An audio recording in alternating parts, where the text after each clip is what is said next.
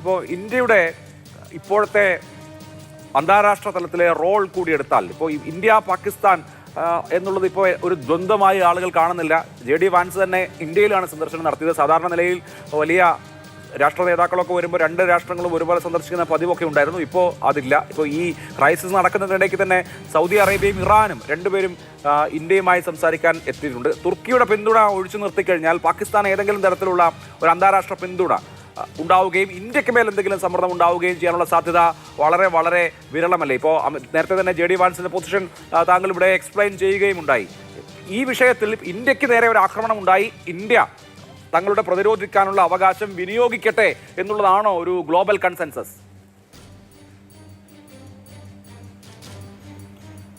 അങ്ങനെ ഒരു global consensus ഇപ്പോൾ ഉണ്ടെങ്കിലും അത് അധിക നാൾ നീണ്ടു നിൽക്കാനുള്ള സാധ്യത ഇല്ല. കാരണം ഒരു ഫുൾ ഫ്ലെഡ്ജ്ഡ് ഒരു തുറന്ന യുദ്ധത്തിലേക്ക് മുഴുവൻ സമയ യുദ്ധത്തിലേക്ക് പോകാൻ ലോകരാജ്യങ്ങൾ ആർക്കും താല്പര്യമില്ല.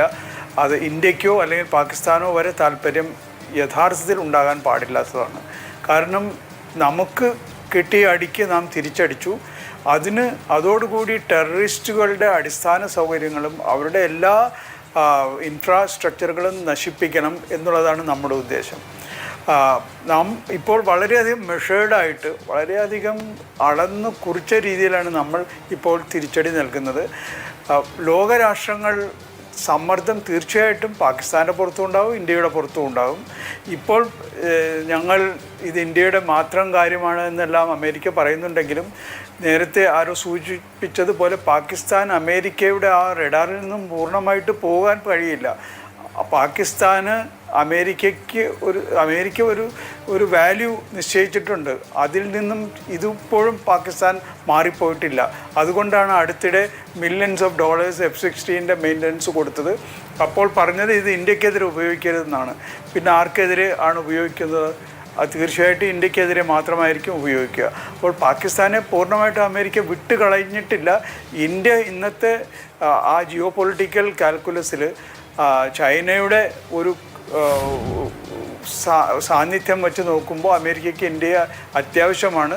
അതുകൊണ്ട് ഇന്ത്യയുടെ കൂടെ അമേരിക്ക നിൽക്കുന്നു എന്നുള്ളൂ. അതും ട്രംപ് ഉള്ള സമയത്ത് യുദ്ധത്തിന് എതിരാണ് ട്രംപ് എന്ന് അദ്ദേഹം ഇതിനകം വ്യക്തമാക്കി കഴിഞ്ഞു.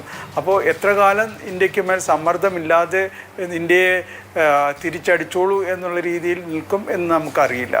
പക്ഷേ ഇതിനപ്പുറം പാകിസ്ഥാനിൽ ഈ ലോകരാഷ്ട്രങ്ങൾക്ക് ഇപ്പോൾ സൗദി അറേബ്യയുടെ ഡെപ്യൂട്ടി ഫോറിൻ മിനിസ്റ്റർ പാകിസ്ഥാനിൽ ഉണ്ടായിരുന്നു, ഇറാൻ്റെ ഫോറിൻ മിനിസ്റ്റർ ഉണ്ടായിരുന്നു. ഇവരെല്ലാം ആരോടാണ്? അവിടുത്തെ പൊളിറ്റിക്കൽ നേതൃത്വത്തോടാണല്ലോ സംസാരിക്കുക.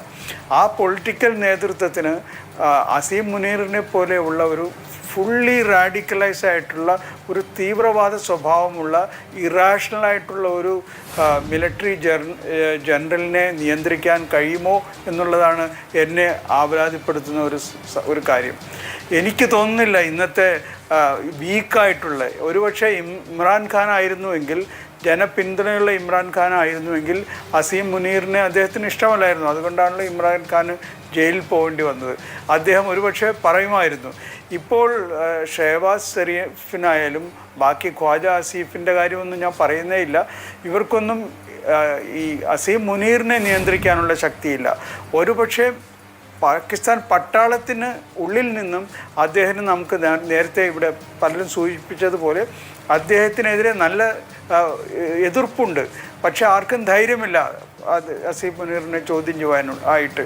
പക്ഷെ അങ്ങനെ ഒരു കാരണം അധികം സമ്മർദ്ദം അസീം മുനീർ മേലുണ്ടായാൽ, കാരണം അസീം മുനീർ ഈ പഹൽഗാം തന്നെ ആരംഭിച്ചത് അതിന് ഒരാഴ്ച മുമ്പോ 10 ദിവസം മുമ്പോ ദുരാഷ്ട്രവാദത്തെക്കുറിച്ച് ഓർമ്മിപ്പിക്കുകയും ഹിന്ദുക്കൾക്കും മുസ്ലിങ്ങൾക്കും ഒന്നിച്ച് ഒരു രാജ്യത്ത് കഴിയാൻ സാധിക്കുകയില്ല എന്നുള്ളത് ഇന്ത്യയെ കൂടി ഉദ്ദേശിച്ചുകൊണ്ട്, ഇന്ത്യയിലെ മൈനോറിറ്റീസിനെ കൂടി ഉദ്ദേശിച്ചുകൊണ്ട് പറഞ്ഞതെല്ലാം അദ്ദേഹം ഉള്ളിൽ നിന്നും വരുന്ന വാക്കുകളാണ്. ആ നിലയ്ക്ക് ആർമിക്ക് ഇന്ന് പൂർണ്ണമായും അവിടെ ക്രെഡിബിലിറ്റി നഷ്ടപ്പെട്ടിരിക്കുകയാണ്. ആർമി കോർ കമാൻഡറിൻ്റെ വീട്ടിൽ ജനങ്ങൾ കയറി തീയിട്ട്, ഇപ്പോഴല്ല പണ്ടാണ്, അദ്ദേഹത്തിൻ്റെ വാർഡ്രോബിൽ നിന്നും കുടുംബാംഗങ്ങളുടെ വസ്ത്രമെല്ലാം വളരെ നികൃഷ്ടമായ രീതിയിൽ പ്രദർശിപ്പിച്ച് ലൈവ് സ്ട്രീമിംഗ് നടത്തിയതാണ്. അപ്പോൾ ആർമിക്ക് പിന്നിൽ ജനങ്ങൾ ഉണ്ടാവണം, ഒന്നിച്ച് നിൽക്കണം എന്നൊക്കെ പാകിസ്ഥാൻ ആഗ്രഹിച്ചിട്ടുണ്ടോ ഇന്ത്യക്കെതിരെ ആക്രമണം അഴിച്ചുവിട്ടിട്ടുണ്ട്.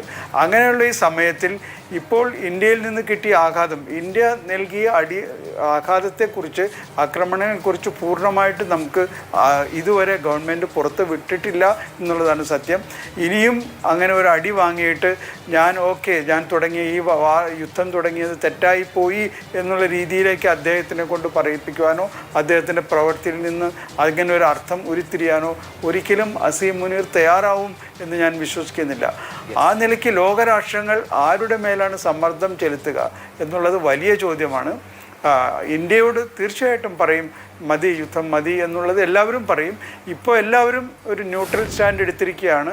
നമുക്ക് അത് എത്ര കാലം ആ രീതിയിൽ മുന്നോട്ട് കൊണ്ടുപോകാൻ കഴിയും എന്നുള്ളത് കണ്ടു തന്നെ അറിയേണ്ട കാര്യമാണ് അഭിലാഷ്. യെസ്, ഇപ്പോൾ എന്തായാലും നമ്മൾ ജമ്മുവിൽ ബ്ലാക്ക് ഔട്ട് ഉണ്ട്, ജയ്സാൽമീറിലും രാജസ്ഥാനിലെ ജയ്സാൽമീറിലും ബ്ലാക്ക് ഔട്ടാണ്. എയർ റൈഡിന്റെ സൈറൺ മുഴങ്ങിയിട്ടുണ്ട്. മുൻകരുതലിന്റെ ഭാഗമായിട്ടാണ് ഇത് എന്നാണ് സൂചന. ഇവിടെ നിന്നും ഏതെങ്കിലും പാകിസ്ഥാന്റെ വ്യോമാക്രമണം ഡിറ്റക്ട് ചെയ്തിട്ടില്ല. മുൻകരുതലിന്റെ ഭാഗമായിട്ട് ഇപ്പോൾ ജമ്മുവിലും ജയ്സാൽമീറിലും ബ്ലാക്ക് ഔട്ട് ഉണ്ട് എന്ന ഏറ്റവും പുതിയ വിവരങ്ങൾ വന്നുകൊണ്ടിരിക്കുകയാണ്.